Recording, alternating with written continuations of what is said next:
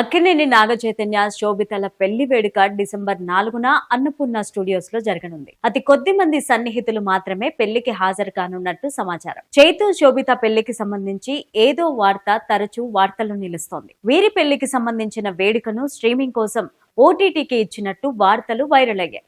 దీనిని నాగార్జున ఆయన టీం ఖండించినట్టు సమాచారం. చైతు శోభిత నిశ్చితార్థానికి సంబంధించిన ఫోటోలు ఇప్పటికే సోషల్ మీడియాలో తెగ వైరల్ అవుతున్నాయి. ఒకవైపు పెళ్లి పనులు జరుగుతుండగా ఓ ఆసక్తికరమైన వార్త ప్రచారంలోకి వచ్చింది. పెళ్లి వేడుకకు సంబంధించి నయనతార విఘ్నేష్ లను ఫాలో అవుతున్నట్టుగా ప్రచారం జరిగింది. నాగ చైతన్య శోభిత వివాహ వేడుక ప్రసార హక్కులను ఓ ఓటీటీ ప్లాట్ఫామ్ దక్కించుకుందని వార్తలు వినిపించాయి. నయనతార విఘ్నేష్ వివాహ వేడుక డాక్యుమెంటరీ తర్వాత చైతన్య శోభిత వివాహం నెట్ఫ్లిక్స్ లో ప్రసారమయ్యే రెండో సినీ ప్రముఖుల వివాహం కానుందంటూ టాక్ వచ్చింది. నయనతార బియాండ్ ది ఫెయిరీటేల్ గా సిద్ధమైన ఆ డాక్యుమెంటరీ నవంబర్ 18 నుంచి నెట్ఫ్లిక్స్ లో స్ట్రీమింగ్ అవుతోంది. ఇందుకోసం నెట్ఫ్లిక్స్ సంస్థ 25 కోట్లు నయనతార దంపతులకు చెల్లించింది. అయితే ఇప్పుడు ఇంతకు రెట్టింపు నాగ చైతన్య శోభిత వివాహ వేడుక ప్రసార హక్కుల కోసం చెల్లించబోతున్నట్టు వార్తలు వినిపించాయి.